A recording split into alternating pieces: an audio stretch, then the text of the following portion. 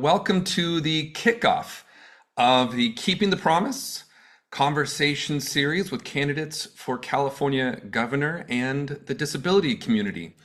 My name is Jordan Lindsay. I'm executive director of the ARC of California and the ARC and United Cerebral Palsy California collaboration. I'm also one of the co-chairs of the Lanterman Coalition, the coalition which is hosting this candidate series. And we're so excited that we're able to do this for the community and invite so many of you from around the state to join us. Proudly presented by the Lanterman Coalition, again, a statewide alliance of more than 50 disability organizations working together to protect the civil rights of Californians with intellectual and developmental disabilities, support families, and also the workforce. For decades, we've advocated as a coalition to uphold the promise of the Lanterman Act, a landmark civil rights law that guarantees access to services and supports so people with disabilities can live full lives in our communities. And this series, Keeping California's Promise, this is a nonpartisan educational series designed to help you, voters, and us better understand where our candidates for governor stand on disability rights, services, California's long-term commitment to our community. So each candidate will be asked the same questions with a focus on accountability, leadership, real-life impact policy decisions. All candidates for governor have been invited to be a part of this interview series, and scheduling is ongoing, so please check back as we schedule more of these. But wow, are we really excited to kick off our first one with former California State Controller, Betty Yee. And so I am pleased now to welcome today's hosts who will lead our conversation. And this is Barry Giardini, the Executive Director of the California Disability Services Association, and also a co-chair of the Lanterman Coalition. And he is joined by my good friend, Elizabeth Grigsby, who is a client rights advocate at Golden Gate Regional Center. Barry and Elizabeth, thank you for being here, and turn it over to you for today's conversation. We are delighted to welcome everyone here today and couldn't be more delighted with our candidate, Betty Yee, the former state controller and candidate for governor. Betty Yee has served 2 terms as California's chief fiscal officer after having previously served on the California Board of Equalization, the nation's only elected tax commission. She was reelected statewide in 2018 with more than 8 million votes and one of the highest vote getters in the country, and the 10th woman elected to statewide office in California history.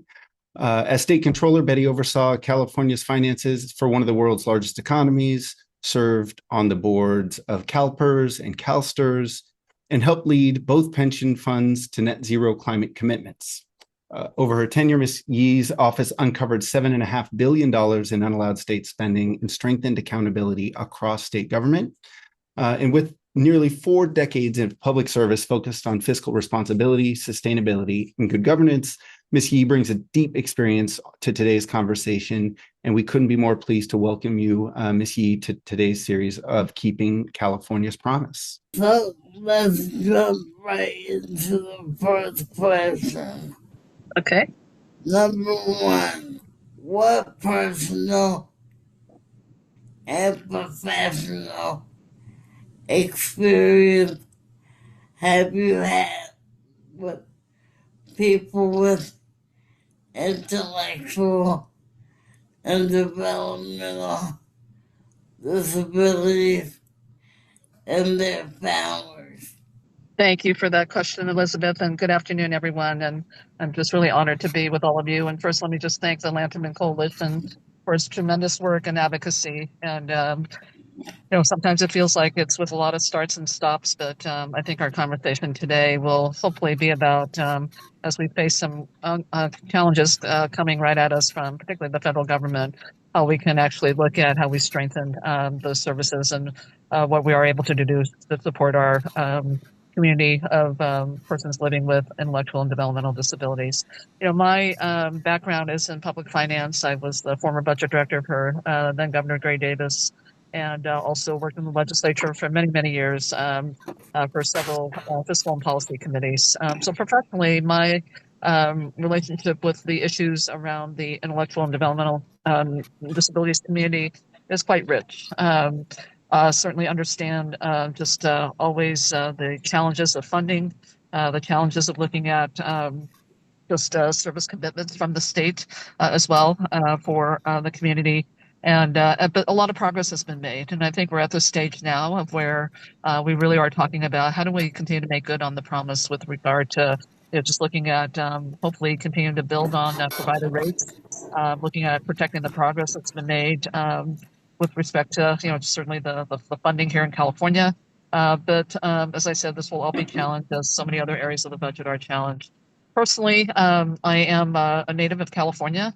I am a graduate of Cal Berkeley. I feel like that was really where a lot of the movement for independent living was birthed. And I know we just celebrated Ed Roberts Day on Saturday, but that really just had an impact on me when I was a student at Cal and the whole independent living movement and just really having a much more of a firsthand experience about just the types of barriers that people living with intellectual and developmental disabilities have. And so I think from my perspective personally, it's an area where I've always thought gets short shrift from a policy perspective. And then in my professional life, certainly when I've had the opportunity to weigh in on budget issues and funding issues and just things that are affecting how services are provided for your community. I've been privileged to have had that input, and but we are finding ourselves in a very challenged environment right now. And so I hope to bring all of that knowledge and certainly the partnership that I hope to establish with the coalition to continue to, as I say, protect the progress we've made, to look at continuing to grow on our commitment with respect to things like the rate reform law. And then also a big priority of mine in this campaign is how do we professionalize a care workforce, including those who are there to support persons with intellectual and developmental disabilities.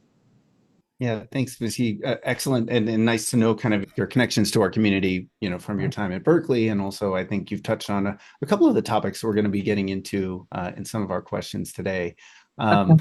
But fundamentally, and I think this goes back to kind of that independent living movement, is the civil rights element of Yes. this disability justice. And so people with intellectual and developmental disabilities today face an ongoing fight for civil and human rights and justice. So in your career, how have you shown a commitment to fighting for civil rights? Well, it begins with my own community, but I think and we're celebrating, Dr. Martin Luther King month. And as I think what's being brought to the fore, certainly in these times when we're just seeing a lot of, frankly, just civil rights being dismantled before our very eyes by some of our federal policies and actions. I have always just made sure that when we are a state that has some of the strongest civil rights protections, that there's one enforcement of that, but also just education around that. In my own community, in the API community, I think certainly there are less involved communities in the API community where I do a lot of work in terms of just being sure that people just know what their rights are. And this is becoming a theme, certainly with the mass immigration enforcement that we're experiencing now.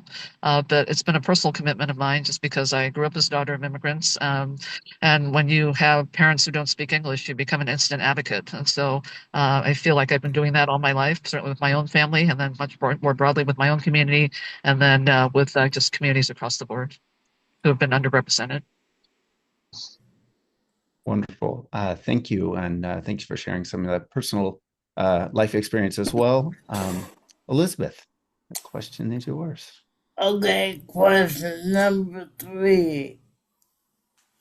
Affordable housing is a statewide crisis. As you know, however, people with developmental disabilities who have limited incomes are often underrepresented and talk about solutions. What what would you do about that? And I can ask, we are not even invited to the table when it comes to talk about affordable housing. So, what would you do about that? Yeah. Thank you, Elizabeth.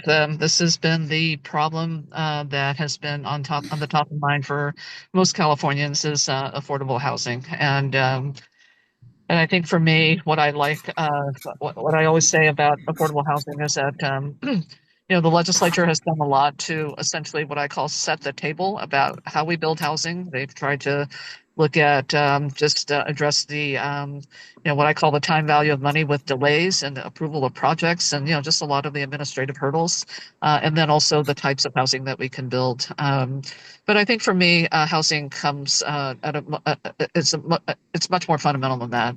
Um, I think for most of us, we identify a lot with two things in life. One is the concept of place, and the other one, the concept of work. And when the concept of place entails, where we feel like we belong, where what we can call home, the community that we are a vital part of, and when there's not security around that, obviously, I understand the anxiety that people face with respect to, kind of just their place in their community. And then we'll talk about work a little bit later. But with respect to housing, here's what I am finding. Um, Housing fundamentally is about land and finance. And so land, where we build, how we can maximize where we build and with, what we can build. And then finance, how do we use our financing tools to hopefully keep what we build affordable for the long period of time. And so I think the fight for housing with respect to the disabilities community really is about, yes, affordability, but it's also very much about accessibility. And it's also about how we look at integrated housing opportunities as well. So that when we're building housing, we're not talking about building to specific populations, but that we're talking about integrated housing opportunities. But I also have a larger expanse when I think about housing as well, because part of how to keep it affordable is also how do we attract business development around where we build housing so that we actually have revenue being generated near where we have people living, and that hopefully we have economic mobility opportunities that can happen close to where people live. And so it's a much bigger frame for me when I talk about housing. But when we talk about specific needs, and particularly for those who really have a hard time accessing affordable housing, we have to be very intentional about what we do. For example, if the legislature should approve a housing bond, to really know that there is going to be dollars for housing for our intellectual and disabled and developmentally disabled community members, because this is something that will not ever get incorporated into a housing plan unless it is intentional, that we make it known that this is a huge issue and that there are the options are going to become more costly if we are not providing for that basic level of support for the community. So I'm looking at accessible housing, affordable housing, but also integrated housing for this community. I really appreciate the response there related to housing is such a foundational element to anyone's life. But the other element for people with developmental disabilities and intellectual disabilities is caregiving. And one core component of caregiving in California and across the nation for sure are family members who step up and play the role of primary caregiver for their child or their sibling with a disability. What proposals do you have in your campaign platform or that you're looking at that would better support families whose work and devotion makes it possible for their loved one to remain at home and be well supported? All right. No, thank you, Barry. This is actually a priority of mine and a bit personal for me, just because I am a part-time caregiver for my 102-year-old mother right now. And but what I see is this. This is probably the next economic crisis to hit California hard if we don't look at the need to really just professionalize a care workforce, including family providers, and being sure that they are being paid and valued for the work that they do. And So my view about this is that we have to stand up a care sector here in California that is supported, that is paid and valued for the work that they do, that is continually being developed professionally, and where we also have the ability to look at how we provide supports for the caregivers as well. So it's not just about the training, but it's also the other supports. It could be respite, it could be any number of supports. But this is an infrastructure that I've been talking about for a long time, and it is something I'm going to prioritize because I do see when families have to make the untenable decisions about whether they have to just give up work in order to care for a loved one, and then certainly what providers are being paid now, whether you're a family provider or even a professional provider, it's inadequate. And so I always feel that this is a value of California, that care is a value, and I would like to think that we can make good on that value, but it's also an investment. And part of my background in finance is that I always look at every dollar that we direct towards something as an investment. What are we getting in return? And I think we get, if we were to look at how we devote, and from my perspective, I would even say whatever new taxes we're going to have to raise to balance the budget in the next period of years, this has to be a priority in terms of how we really look at investing in this infrastructure. And when I talk about investment, it's going to be a multi-year investment. We're going to look at how we're going to bring wages up, but really having some benchmarks about what we want to achieve by when, so that we can have families throughout California be able to count on this workforce, be able to be a part of the workforce, and know that they're going to be valued, can have a livelihood providing this care. But also, as I think about just all the other care needs that we have here in California, I want that for elder care. I want that for child care, early child development. It has been just a patchwork of how we put this together because the needs are there. And we all know that, the families are always going to be the front line, but that is just it's just pushing a lot of people back. It's not a surprise that many households where we have family caregivers are actually living in poverty. And so when we are able to uplift those households, we know that not only are their families doing better, not only are they able to provide much more quality care for their loved ones, but it's also that our local economies benefit because that's where a lot of the earnings will be going is right back into the local community.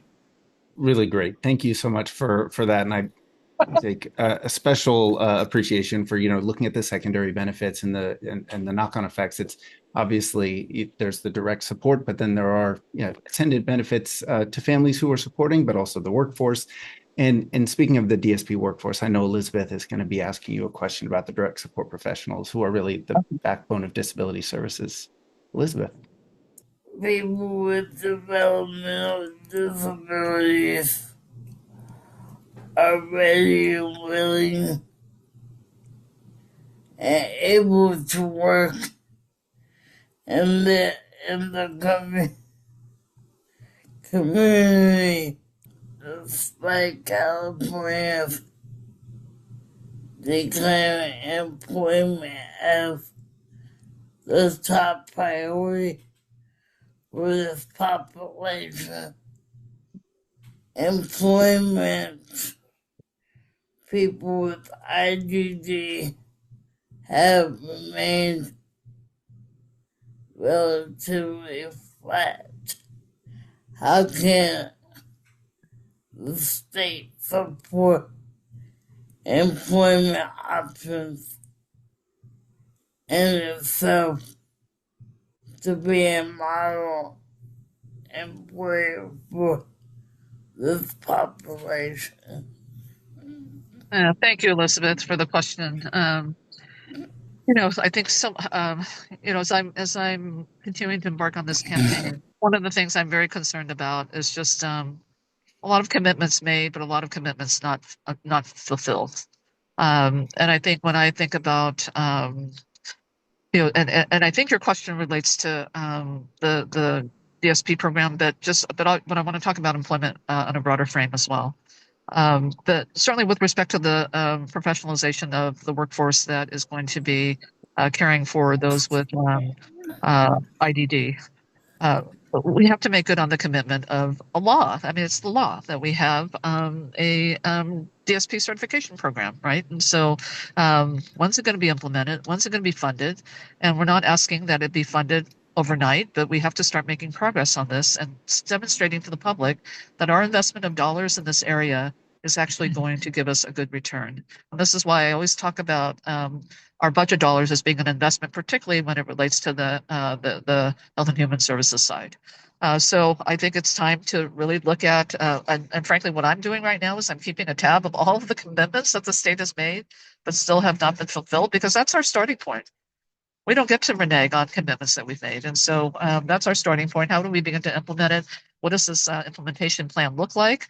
It will help professionalize the workforce, as we talked about, but also, just really giving these workers the stature that they so deserve, to be able to hopefully earn a corresponding living wage. And whether it's this type of work or other types of work, by this community or for this community, this is what we've been lacking. And so I hope to be able to just kind of center this aspect, because we're going to have tough budgets for the next period of years. All of us know that. Some of it exacerbated by what's happening with Washington having California as a target. But we talk about budget cuts as a way to balance the budget. We talk about raising revenue as a way to balance the budget. I will tell you, as the former budget director of the state, we're going to need to do both. And we're going to also, but what we never talk about is how do we make investments? How do we make investments that actually lessen costs in the long run, and that we are actually taking care of some of the needs, the more immediate needs, in ways that are humane, that are responsible, and that we are going to be using whatever new revenue we raise to put what I call an investment plan together. And I think this whole area about direct just the fee of the workforce is really a starting point, because we can demonstrate what the return is going to be on this. And so I hope that we can shape that conversation going forward, that it is not just about balancing a budget for a year and looking at what appropriations are approved. And it's not just about looking at, raising taxes or making cuts, but we are making an investment for the health of California and for all of the communities to be able to be a part of that health in California. Couldn't agree with that more, particularly. I mean, and I know Elizabeth kind of asked about employment, and I'm going to dig in a little bit more on employment for individuals with disabilities next. But really, this conversation around DSPs with higher wage floors and really looking at investment in services and supports for people with disabilities as an investment, right? Most of the money that's going into services is going directly to the direct support workforce. So, if can we raise those wages? Can we make sure we're not paying poverty wages to do this vital and important and professional work? So I really appreciate your lens at kind of looking more holistically at these investments as we deal with difficult budget circumstances ahead. Right. But if I may just drill down just a little bit on employment for individuals with developmental disabilities, as Elizabeth asked and shared, the employment rate for individuals with IDD, despite being a priority for California, despite efforts to improve it, really has been stubbornly flat. And so how can the state, and how could you as governor take a look at these to support employment opportunities for individuals with IDD who are ready and willing and able to work, and maybe even look at how the state itself could be a model employer for this population? Where are some areas maybe that we could build on to try to increase employment opportunities for individuals themselves with intellectual and developmental disabilities? Sure. No, thank you, Barry. And yes, I do want to speak to this. A tremendous need to increase employment opportunities for sure. And especially since, some minimum wage, I think, is hopefully a thing of the past. And so we're looking for really viable employment opportunities. A couple things that I would push on here. I would agree with you that all of our state entities ought to be a model for how we can really provide those opportunities for people with disabilities. But also, what can we do to be sure that the private sector is very much a partner in this as well? And again, I'm going to put it in the frame of an investment because I do think the returns are very clear. That once we are able to employ people with talent and people living with IDD, that this is just a no-brainer in terms of what it will do for the economy. Certainly as it relates to their continued health and livelihood, and also with respect to those who are going to be utilizing their talents. And so I agree with you. I think the state should be the model. Certainly, my executive branch will be the model, but I also want our higher education entities to lead in this because for me, that's foundational. Where if we are able to get our community colleges and CSUs and UCs to really have the to be the venue for how they can create these employment opportunities, there's a lot of support on these campuses to where I think these opportunities can be successful. And I also think that as we look at ongoing professional development, that they can be at the fore with respect to what some of those needs can be. So I would really challenge and look at any potential compact that we have with our higher education segments to include this piece where it's not just about the development and training and preparation, but actually the employment. Fantastic. Thank you so much. And I think we're on question 7 if you're ready to take the mantle here. Okay. But before I go to 7, I would just like to go back from there. As, as somebody who live in our own apartment, getting people to come in on a everyday basis to give me up, to give me dress, stuff like that, so I can go to work and live in my community and my own apartment as I live in one of the high cost cities, San Francisco. What would you, how would you make sure that people are able to have make this field a living job opportunity for caretakers? Yeah. Thank you, Elizabeth.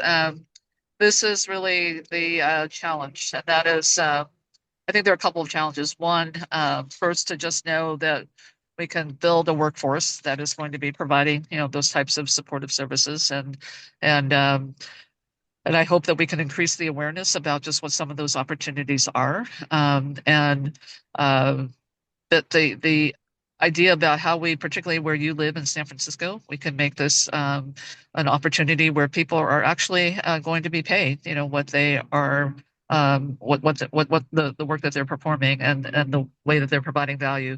A couple things. One, I do think that across the board, we're going to have some pretty extreme care needs in all of our different sectors. I just came from a gubernatorial forum where we talked about, just what those who are unhoused are going to need in terms of, case management and other supportive services. We talk a lot about, obviously our child care providers. We talk about a lot about elder care. But I think when we talk about, just what are the needs that people have just to be able to live, as much as possible, independent, fulfilling lives. To me, that comes down to a level of where, and it's not to say we're going to create like a whole core of caregivers in that way, but there's a way that I think that we can make this attractive in terms of really understanding that all of you, Elizabeth, you're a vital part of the San Francisco community, and your neighbors, the people who are around you, should very much understand, that, but also how we can be sure that the opportunities that are afforded to you are only going to be possible when you have the support that you need. And so it really is kind of this level of care that I hope we can have the public just understand needs to be in place for all of us to be able to continue to succeed and thrive. And so a good part of this is one, just elevating the public awareness of what these needs are, so that we can hopefully have people begin to think about, I can be one of those caregivers to provide that support, because I don't think we do that enough. Secondly, I will work on the issue about wages and how we continue to elevate our ability to make sure that this is not just about a race to the bottom when we talk about care. That care is a profession. It is a profession that takes skill and development and training. Again, just looking at how we afford this type of work, the respect and dignity that it deserves, because you all need to be feeling that as people are caring for you. And then lastly, I'm going to say that I think this is a tremendous opportunity for intergenerational engagement. There are a lot of young people who are feeling very, very pessimistic about their future. And one of the reasons they feel pessimistic is because they don't have a sense of ownership about anything. And I'm not going to speak about what program can fix this, because this is something much more, it's bigger than a program. It's about how do we look at, really creating these kinds of connections within our communities where we go back to hopefully being able to value care as the highest value among us.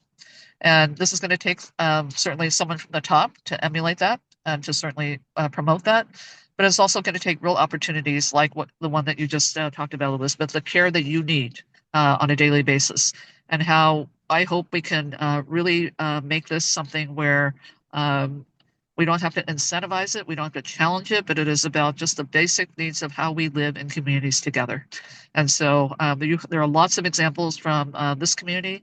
There are lots of examples from other communities, but I do want this to be almost an ethic and a value that we live by in California when we talk about, a healthy California for all and a one California, because my hope is that we can restore that sense of ownership and just also belonging for many young people who feel like they don't have a stake here in California. And so care to me is very fundamental to that. And I'm going to do everything I can to be sure that they understand what the opportunities are and hope that they can be a part of this workforce going forward. Question number 7. Infrastructure to support those with IDD and their families, from funding to services, coordination to data. The DD and IDD system is so outdated, it's not even funny. It's so bad. We spend majority of time trying to measure outcomes on how people are acting in their program. We need to be looking at what values people have in their life.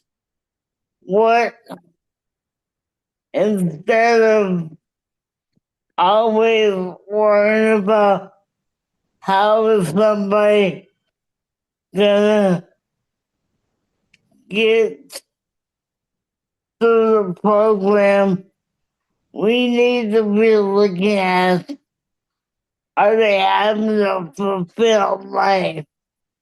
Are they liking what they're doing? Are they going out into the community among their peers without disabilities? So I'm asking you, how would you, if you became governor, how would you make sure that people with disabilities are getting the best quality life out of their day, and not just stuck by sitting at a table looking at a magazine until 3 o'clock in the evening, until their van is there to pick them up to go home? How would you make sure these programs have enough funding to make sure that people have a good quality of life? Thank you, Elizabeth. I'm going to be just straight up with you. Funding is going to be a challenge, but I do want to be sure that the state keeps up its commitment in this arena.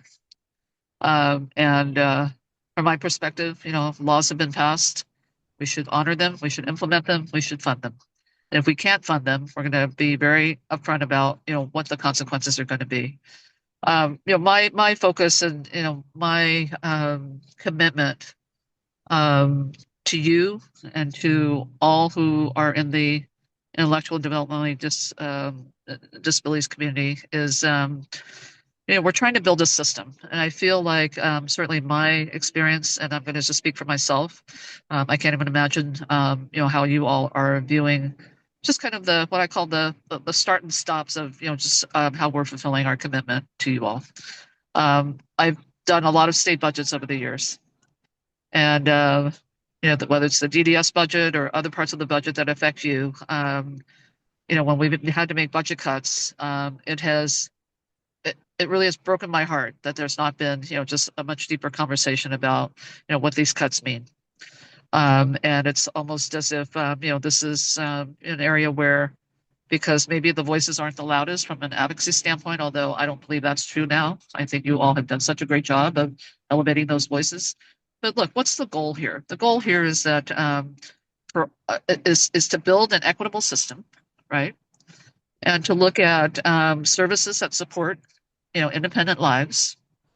And the hope here, and I think, and this is a hope, and this is a goal, but certainly my goal would be to continue our commitment as a state for helping those with IDD to live as independently as possible, being able to be integrated into your communities. You should be able to live a full life with choice. You should be able to live a full life with control over what happens to you, and you should be able to just feel safe in your communities. You should be feeling secure. And so, these are things that we would want for everyone, And to me, and Barry, you started this, and thank you for centering this conversation on civil rights. I feel like every time this comes up as a budget issue, it becomes a civil rights issue. And why we keep revisiting these issues as civil rights issues, because we're not fulfilling our commitments here. And so I'm going to actually be doing a lot of things differently as governor. One, I want to be very truthful about just what the state of our fiscal and financial condition is, because frankly, we've papered over a lot of what we've done in terms of budgeting, and we have a lot of commitments and responsibilities and obligations that we have not fully funded. And I'm keeping tabs. This is one big area of it. Secondly, we're going to talk about what really are priorities. If we truly believe that the budget is the statement of our values, then what do we value? What do we value? And I want to be sure that California can be a beacon of how we value care for one another, care for our communities, and just care for us as a state. And so I can commit to you, Elizabeth, that this is how I'm going to approach this work. I can commit to you that I don't like false promises where things are enacted into law that are meant to protect you and to be sure we can get to that goal of being sure that you're living, fulfilling independent lives, that we are not coming short on trying to keep our investment, in reaching that goal. So all to say, these are going to be some very, very tough times. But if we are not investing in strengthening our communities, particularly during this time, then we're all vulnerable. We're all vulnerable. Because we and I don't think I have to say much about this except from my own observation that whatever community is under attack or whatever community is not being cared for, whatever community is just being ignored, that is a weakening of our social structure, of our economic foundation. We talk a lot about the demise of our democracy. This is what it's about, and so it's a bigger frame. But for me, it's about California and how we continue to lead with our fulfilling the commitments that we've made and really doing everything that we can to be sure that Californians, being in a large global economy, are sharing in our ambition of what that looks like. And so there's no other way to say it except that I am not going to be a part of dismantling the underpinnings of what California is as a democracy and as a society, and that we are going to be about investing in our people because that's how we build the resilience, frankly, against what all is coming at us to try to divide us. And so I know it spoke to your question, Elizabeth, in a much bigger frame, but I'm serious about this because we're celebrating, as I said, Martin Luther King month this month. And when I think about just what has happened in terms of how communities are being divided and how we're justice and equality and equity are just being attacked on every front. We have to be very intentional here in California about what we're about, and we should follow that up with how we are investing in our budget and how we're taking care of our people. I do want to thank you for that answer, and I almost feel guilty asking one more quick question after that really nice comprehensive response to that question, Ms. Yee. But I'm going to ask one more to close out for me and Elizabeth, and then we have a couple of audience questions we'll hope to get in. You've been so generous with your time, and my question is really around K through 12 students. And as the governor, what would be your approach and commitment to K through 12 students in special education? Well, this is one where talk about an obligation that's not been fully fulfilled. I mean, this is on every level of government, unfortunately. My commitment there is to be sure that we have all of the supportive services that we can have to be sure that we're having our learners be a part of the larger education system. And I will admit that I have not actually been doing a lot of work in the education system as it relates to developmental disabilities. So I will definitely be looking to have a partnership there about how best to proceed. But for me, again, this is a microcosm of what we're trying to do with respect to the work about integration with the larger community. And so with learners, it's going to have to be even more intentional with respect to the funding that we have for K-12 education, that we put some focused attention on how we hopefully help address learners being able to be integrated into the K-12 system. Wonderful. Thank you so much. It's been a wonderful opportunity to speak with you today. And Elizabeth, I don't know if you want to jump in and say a word, but otherwise we'll pass it over to Jordan to just ask a couple of audience questions, and then we'll close out. Yeah, I just want to thank you for your time and coming here today. Thank you, Elizabeth, and thank you for just your questions. And I just like the fact that we're asking questions and engaging. And for me, it's always an opportunity to deepen my own understanding about the needs of this community and how we can work together to continue to fulfill the promise of what California has promised to all of you, and that is, to live independent lives and to do everything we can to support that goal. Thank you very much. Thank you. Missy, you've been so generous with your time, as Barry has said, and we have had hundreds of people joining us today from around the state. Several of them, many questions for you, and due to the, I think I can summarize many of them into one question and give you, I know you don't have a lot of time with us left. One of them is a lot of anxiety around HR1 at the federal level, a lot of anxiety about what that means, particularly for Californians who are on Medi-Cal. Yes. And looking for a governor who's going to go to bat for California when it comes to Medicaid funding. What would your approach to that be? And then the second question, if you have time to get to it, is more kind of on intersections of other communities. That the IDD community has a lot of intersections with communities, specifically in the question was mentioned transgender community, LGBTQ communities.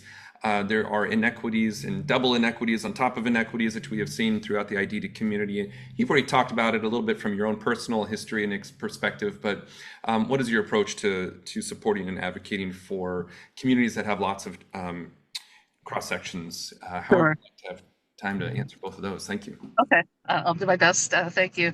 Thank you, Jordan, and thank you, first of all, for this opportunity. Let me just say, with respect to the HR1 cuts and impacts, look, I'm going to be a governor.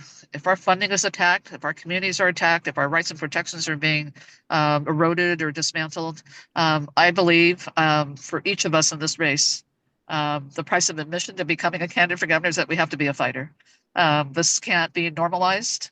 We depend on a healthy federal-state relationship, and when these types of cuts are looming right over us, and I probably would have gotten to work a little bit sooner, by the way, in terms of creating an HR1 war room, if you will, just to start thinking about just all of the impacts that it's going to have. What are the resources that we currently have that might be able to be just harness more?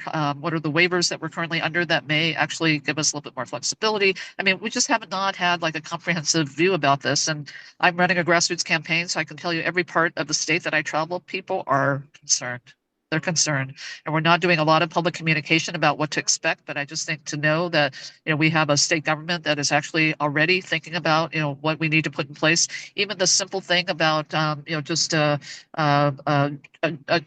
work requirements, for people receiving Medi-Cal. What does that look like, particularly for this community? What does it look like for others? And how do we look at more frequent eligibility redetermination when we know that the capacity to do that by some small counties, doesn't exist? So, I'm looking at a whole 360 around this, and I wish we had a war room that we could put this all into so we can get all the stakeholders together. So, but that's how I work. I'm a stakeholder-driven leader. I like bringing people in because I think we do our best work when we understand each other in terms of where we're coming from and that we can agree on a common goal. So I will continue to fight any federal cuts to this level. And particularly, but the other thing I want to say about that really quickly is this, Jordan, and that is we have to start thinking about building our own resilience here in California. The impacts of what will of what HR1 is, should that become fully implemented, are going to be with us for a period of time.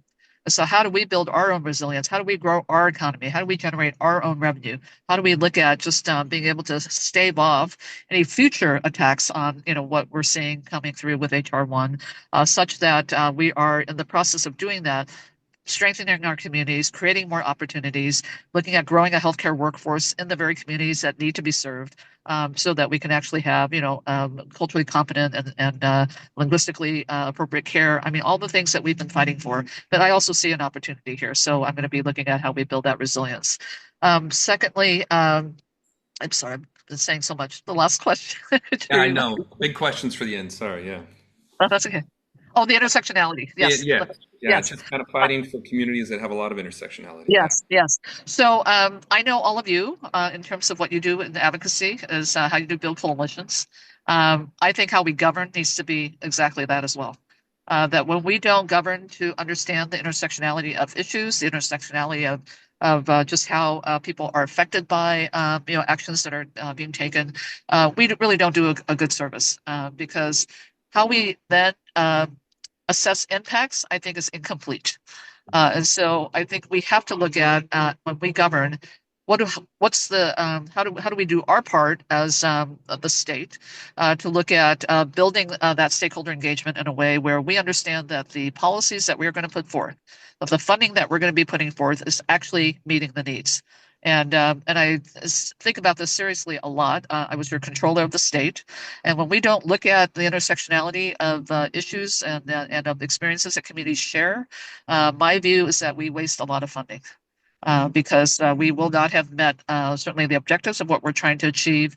But more importantly, we're coming back and looking at just different ways of trying to meet those needs when we could have actually tackled them probably at the outset. So this is about, again, my stakeholder-driven way of just trying to look at how we govern and how we can have the best, broadest public benefit of the dollars that we invest. Thank you, and thank you so much for joining us today. All the thoughtful questions and engagement. These conversations really matter for our community, and we hope that it's been a good conversation for you as well. Thank you for joining us. On behalf of the Lanterman Coalition and our partner organizations, we appreciate you for taking the time to be part of this conversation. For those who've joined us, we'll submit the rest of the questions to Ms. Yee's campaign to see if they can answer those, and we can provide those answers. And any last comment for the community? Yeah, just really always an opportunity to say thank you. Thank you for continuing to be model advocates in terms of just really showing how you do advocacy in a way that is about deepening understanding about the needs that you have.